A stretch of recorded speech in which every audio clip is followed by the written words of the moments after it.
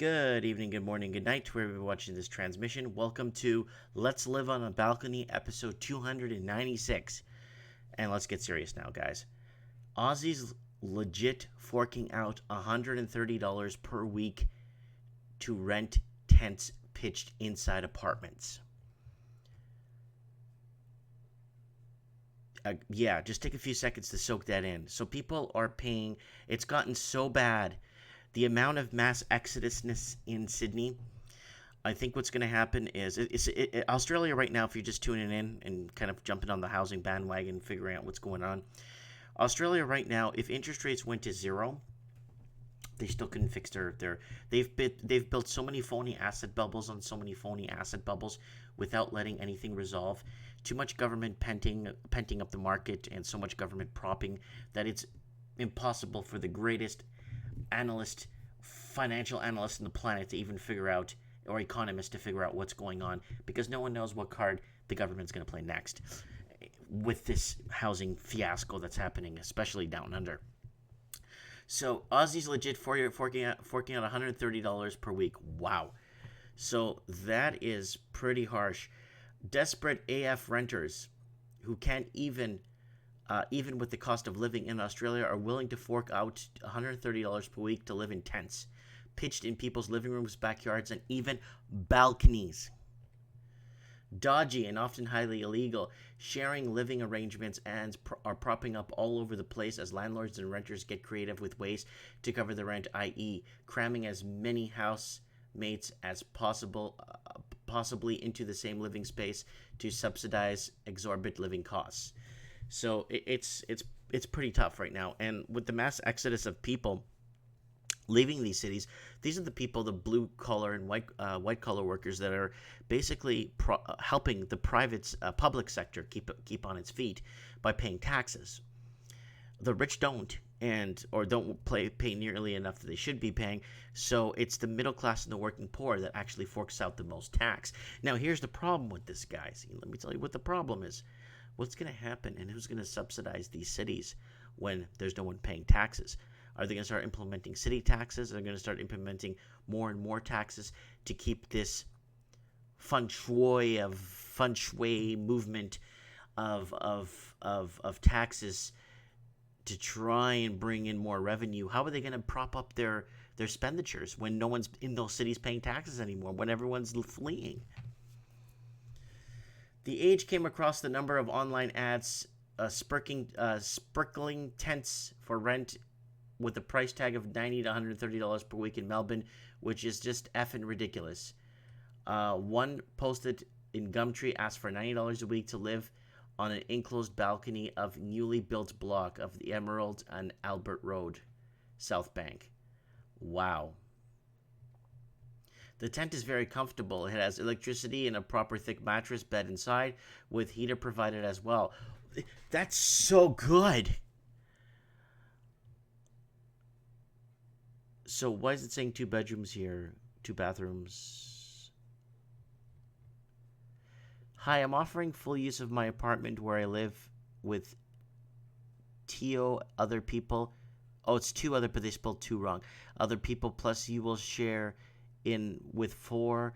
The tent I have been living in for 6 months is an offer that, as I have moved into one of my apartment rooms.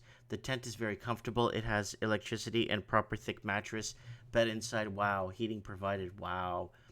The advertiser reckons he lived in this tent for 6 months while renting out the inside of the rooms to save money. I loved it. I work in a suite every day, and that's not for me. I'm completely the opposite, more of a country type person, he said. But you're in the city. Of course you're sweet with living on a balcony because you have country tendencies. Holy crap. In another posted into the Korean classified site, a tent pitched inside a 2-bedroom apartment in the inner city Docklands that's shared with 6 other people has a going rate of $130 per week.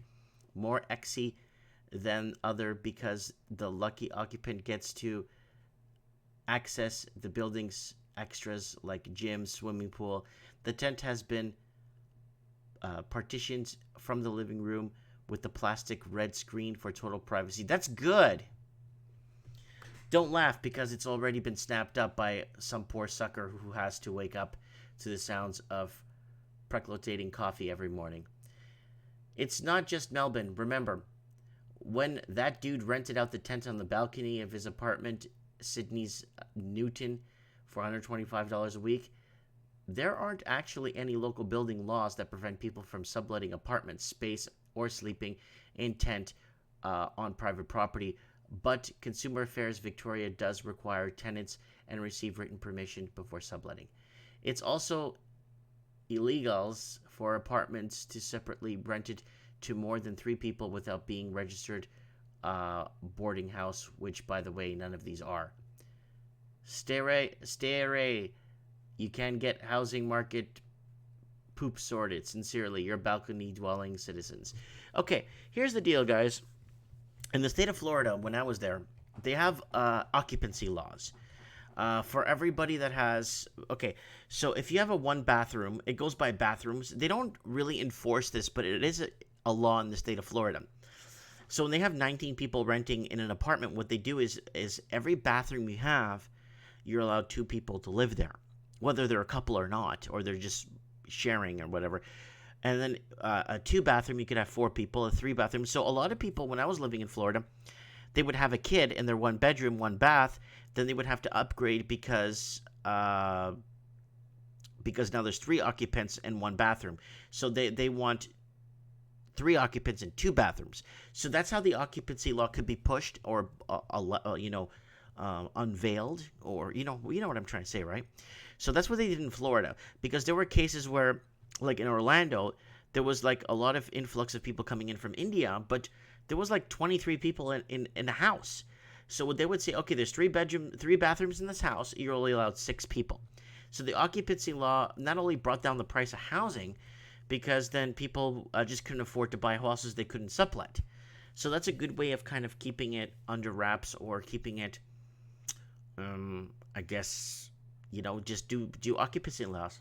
That's it. And that will fix the problem. So let me know what you guys think in the comments below. Are you living on a balcony? If you are, add me on Skype, Mike Martins 1980. I would like to have you on my show on trends in the housing market tomorrow night. I would love to have you on and get a little bit of input on what's happening on your end and how it's happening on your end. I'd like to know. I really would like to know, and I think a lot of other people would like to know. And yeah, do you get Wi-Fi too? You should get Wi-Fi from the inside, and I think you should be getting. You have electricity, so you can charge your phone, but not too bad. I mean, I guess there's ways of getting things done, right? But I mean, I know people getting hard up and couch surfing once in a while until they get enough money to get their own place, but I don't even think that's even possible anymore. I think you can couch surf for the rest of your life and still not be able to get off the couch. Let me know what you guys think in the comments below. I would like to know. Thanks for watching. Oh, and if you want to support the transmission, share one of my videos. Thank you.